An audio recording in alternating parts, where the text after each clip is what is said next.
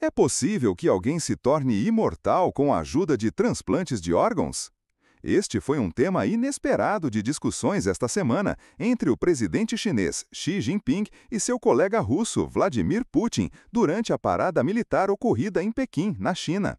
Um tradutor, falando em mandarim em nome de Putin, contou a Xi como os órgãos humanos podem ser repetidamente transplantados para que uma pessoa fique cada vez mais jovem, em vez de envelhecer, e que talvez ela consiga evitar a velhice indefinidamente.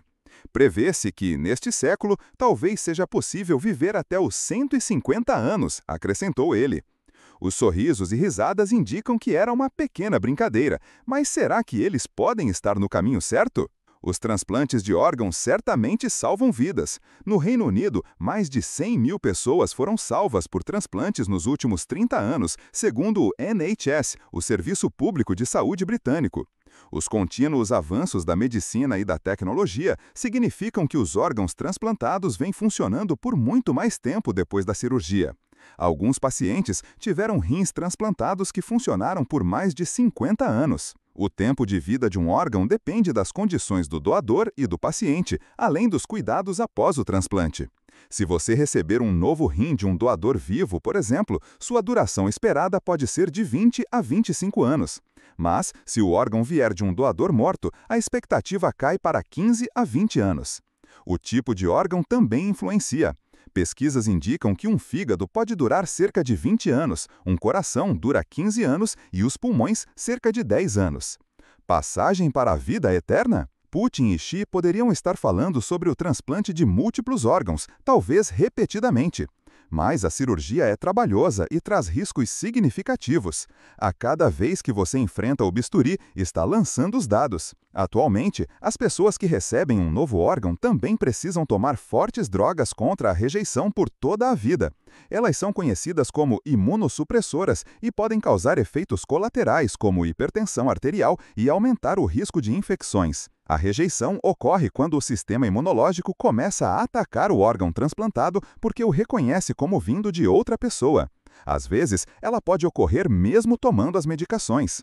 Órgãos sob medida. Os cientistas estão trabalhando para produzir órgãos livres de rejeição usando porcos geneticamente modificados como doadores. Eles usam uma ferramenta de edição genética conhecida como CRISPR para retirar alguns dos genes dos porcos e acrescentar certos genes humanos, aumentando a compatibilidade do órgão. O ideal é a criação de porcos especialmente com esta finalidade, segundo os especialistas, pois seus órgãos têm aproximadamente o tamanho certo para as pessoas. A ciência neste campo ainda é extremamente experimental, mas já ocorreram transplantes de rim e coração. Os dois homens que concordaram com o procedimento foram os pioneiros deste novo campo da medicina. Eles já morreram desde a cirurgia, mas ajudaram a fazer avançar os xenotransplantes, ou seja, o transplante de células, tecidos ou órgãos vivos de uma espécie para outra. Outro caminho sendo explorado é o cultivo de novos órgãos usando nossas próprias células humanas, as células-tronco, que têm a capacidade de crescer e formar qualquer tipo de célula ou tecido encontrado no corpo. Até o momento, nenhum grupo de pesquisa conseguiu produzir órgãos humanos transplantáveis totalmente funcionais, mas os cientistas estão se aproximando deste objetivo.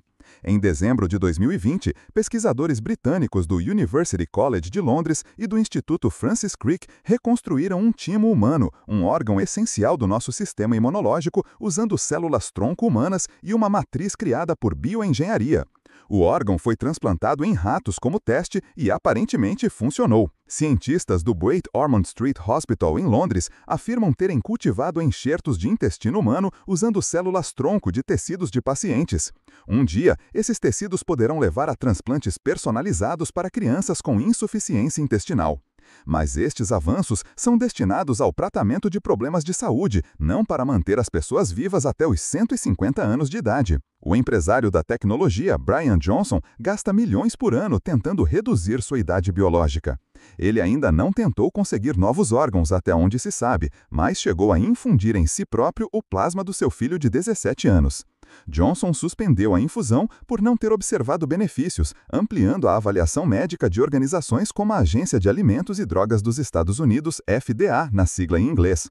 Julian Mutz, do King's College de Londres, declarou que, além do transplante de órgãos, estão sendo exploradas técnicas como a substituição de plasma, mas ainda em fase experimental. Ainda não se sabe se essas estratégias terão impacto significativo sobre a longevidade, particularmente a longevidade máxima humana, mas é uma área de interesse científico, explica ele. O especialista em imunopatologia Neil Mabot, do Instituto Roslin da Universidade de Edimburgo, no Reino Unido, especula que o limite máximo da vida humana pode ser até os 125 anos de idade. A pessoa viva mais idosa já registrada foi uma mulher francesa, Jeanne Calment, que viveu por 122 anos entre 1875 e 1997, declarou ele à BBC.